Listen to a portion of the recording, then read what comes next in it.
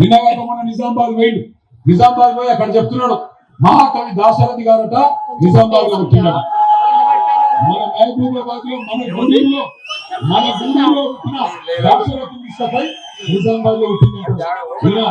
ఎంత తెలివి తక్కువడంటే చిన్నగూడూరులో మరి ఎంత ఘోరం అంటే రేవంత్ రెడ్డికి చరిత్ర తెలియదు, సంస్కృతి తెలియదు, కనీసం నీళ్ల గురించి కూడా తెలియదు. ఉత్తర భారతదేశంలో హిమాచల్ ప్రదేశ్ లో బాక్రా నంగల్ అనే ఒక ప్రాజెక్ట్ ఉంటుంది.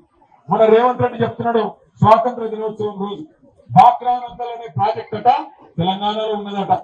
మనకి ఇంత గొప్పవాడు మన ముఖ్యమంత్రి. మీరు చూస్తున్నారు, ఆయన గురించి నేను ఎక్కువ చెప్పా, కానీ ఒకటి మాత్రం పక్కాగా గుర్తుపెట్టుకోండి, ఇవాళ రేవంత్ రెడ్డికి ఒకటి తెలుసు, బూతులు మాట్లాడడం మాత్రమే తెలుసు.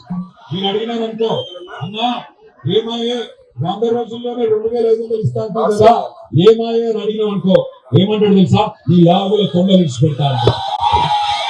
ఏమాయ తులం బంగారం రేవంత్ రెడ్డి అంటే నీ గుడ్లు వీటి గోటీలు ఆడుతా అంటాడు. ఏమాయా నాయన 4000 పెన్షన్ అంటే నీ పేగులు తీసి మెడలేసుకుంటా. ఎవడన్నా ముఖ్యమంత్రి ఇంత చిల్లరగా మాట్లాడినాడు ఏమన్నా చూసినామా?